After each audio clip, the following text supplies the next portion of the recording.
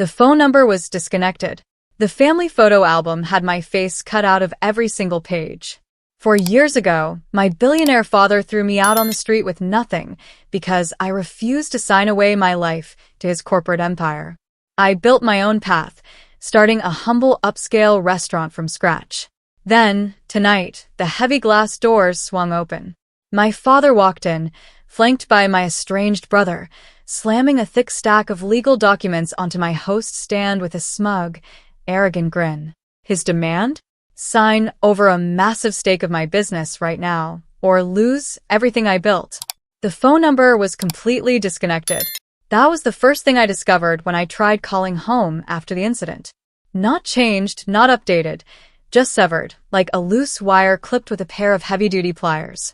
But the true depth of the family's erasure didn't hit me until I went back to my childhood home weeks later to collect a box of old childhood photo albums. I flipped through the heavy leather-bound pages, looking for the memories of my graduation, family vacations, and birthdays. Every single photo featuring my face had been neatly, meticulously sliced out with a razor blade. Where I once stood beside my parents and brother, there was only empty white paper. 4 years ago, my billionaire father, Arthur Vance, threw me out onto the cold concrete of the city with nothing more than the clothes on my back. I had refused to sign away my ethics, my independence, and my future to his cutthroat corporate empire. While my older brother Julian gladly bowed his head and became a carbon copy of our ruthless father, I chose freedom. I chose a life free from the golden cage, where human worth was measured strictly in stock options and boardroom dominance. I thought walking away meant leaving the toxicity behind forever. I didn't know that my family hadn't just forgotten me. They were keeping score, waiting for the exact right moment to march back into my life and finish what they started. Building a new life from the ashes of a billionaire dynasty isn't glamorous.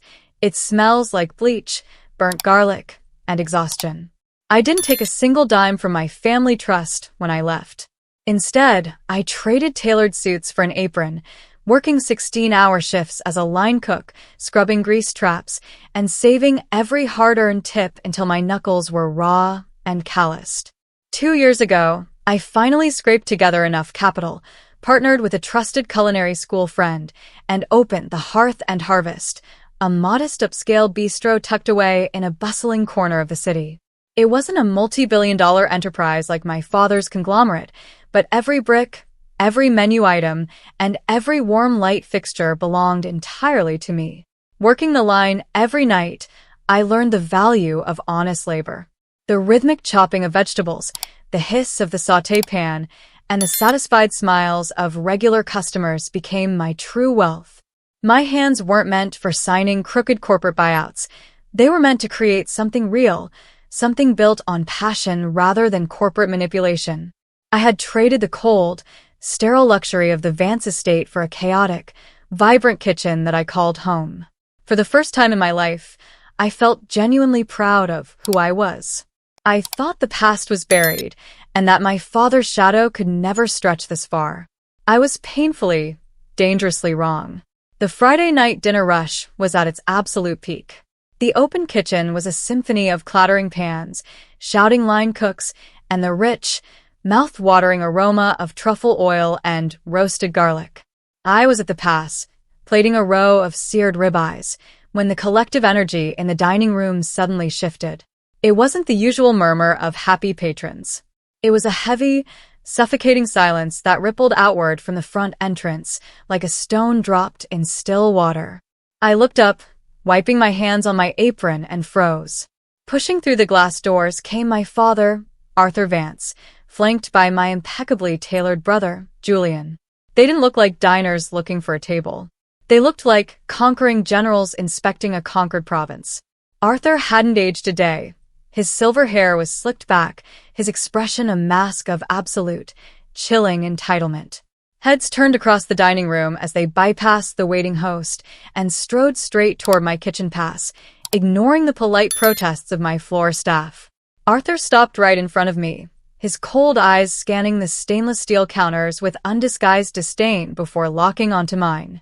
Without a single word of greeting, he reached into his leather briefcase, pulled out a thick stack of legal documents, and slammed them down onto the counter right next to a finished plate of steak.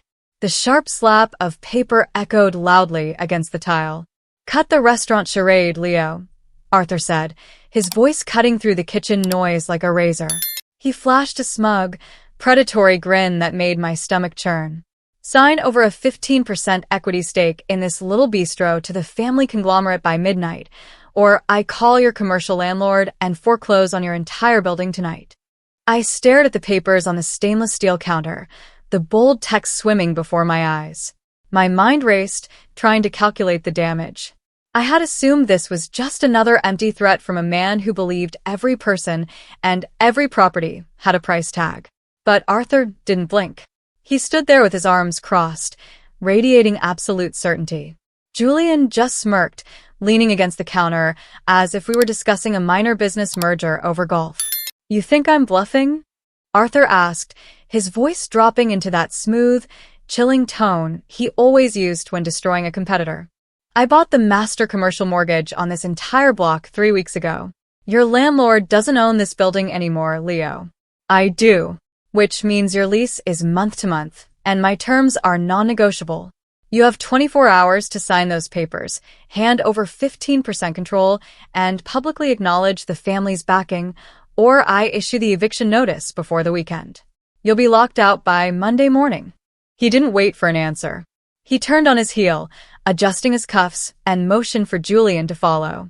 They walked out of the restaurant as smoothly as they had arrived, leaving behind a wake of stunned silence and a ticking clock. 24 hours. Everything I had built, every late night and scraped knuckle, was suddenly hanging by a thread. But as I looked at the legal header on the documents, a cold clarity washed over me. Arthur thought he held all the cards. He didn't realize he had just handed me the exact weapon I needed to bring his entire empire crashing down. Instead of panicking in the back office, I grabbed my phone and dialed the one person who could actually decipher the legal trap my father had laid. Marcus Vance, no relation, despite the shared last name, was an elite forensic corporate investigator and my closest friend from college. Within 20 minutes, Marcus was sitting at one of our back booths under the dim, warm lights, flipping through the high-resolution photos I had taken of the mortgage transfer documents.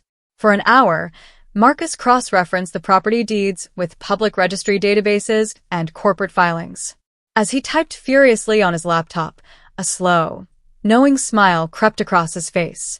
"Your dad is playing a very dangerous, very illegal game, Leo," Marcus said, spinning the laptop around to show me a web of offshore LLCs and restricted asset movements. Arthur didn't buy this mortgage with personal wealth.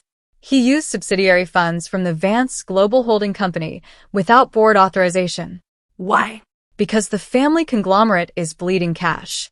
They are staring down a massive $15 million liquidity crisis due to a failed international acquisition last quarter. My breath caught. He needs capital? Or assets to borrow against? Both, Marcus nodded. By forcing you to hand over equity and control of this building, he was planning to bundle your commercial real estate into the holding company's portfolio as collateral to cover up the impending bankruptcy before the quarterly audit next week. If the board finds out he misallocated corporate funds for personal leverage, he'll be ousted as CEO overnight. He didn't come here to reclaim you, Leo. He came here to rob you blind to save his own skin. The next evening, the restaurant was closed for a private event. At exactly 7 p.m., the heavy glass front doors swung open and my father walked in, looking as confident as ever, flanked this time by Julian and a corporate attorney carrying a heavy briefcase. They seated themselves at our premier center table, expecting a broken, defeated son ready to hand over his livelihood on a silver platter. Arthur poured himself a glass of water, his eyes gleaming with cold triumph as he gestured impatiently toward the paperwork. "I trust you've made the right decision, Leo," he said, his voice dripping with condescension. "Sign the transfer documents, and I'll let you keep running your little kitchen as a subordinate manager." Instead of trembling, I walked out from behind the service bar carrying a single, manila folder. I didn't sit down across from them. I stood at the head of the table, looking down at the man who had discarded me 4 years ago. Slowly, deliberately, I opened the folder and slid 3 crisp sheets of paper across the white tablecloth right in front of Arthur's water glass. Arthur frowned, his eyes dropping to the headings, and the arrogant color slowly drained completely from his face. Julian leaned over, squinting at the pages, before shooting upright in his chair, his jaw dropping in pure horror. It wasn't a surrender contract. It was a complete, itemized forensic audit report compiled by Marcus, exposing how Arthur had illegally funneled $15 million in corporate subsidiary funds to acquire commercial real estate and cover up a catastrophic liquidity failure. Attached to it was an official letter addressed directly to the Vance Global Board of Directors and the Federal Regulatory Commission, scheduled to auto-transmit at midnight if I didn't hit a cancellation button.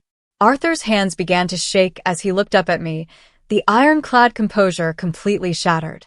What is this?" he choked out, his voice suddenly sounding thin and desperate. I smiled coldly, leaning down against the edge of the table. "That, Father, is your retirement notice." Arthur stared at the pages like they were a venomous snake, his chest heaving as the reality of his total ruin set in. The billionaire CEO who had once treated human beings like disposable assets was suddenly cornered, stripped of his armor, and staring down the barrel of federal fraud charges and a public boardroom ouster. Julian sat frozen beside him, pale and speechless, realizing his own golden inheritance had just evaporated into thin air. "You can't do this," Arthur whispered, his voice cracking, the arrogant edge completely gone. "We're family, Leo." "Family?" I let out a dry, humorless laugh. "You cut me out, sliced my face out of photo albums, and threw me onto the street 4 years ago. You didn't care about family when you tried to blackmail me out of everything I built." I tapped the edge of the report with my finger. "You have until midnight to sign over the commercial mortgage deed to this building, permanently, free and clear, or I hit send and let the board have the rest." He didn't argue. He didn't threaten. He just grabbed a pen with a shaking hand, signed the deed transfer, and fled into the night with Julian trailing behind him like a beaten dog. 3 months later, Vance Global underwent a massive emergency restructuring, and Arthur was forced into early retirement in total disgrace. Standing in the middle of my bustling, fully owned restaurant, looking out over a packed dining room, I finally felt the last heavy weight of the past lift off my shoulders. They had tried to erase me, but in the end, I was the one standing tall. And that was everything.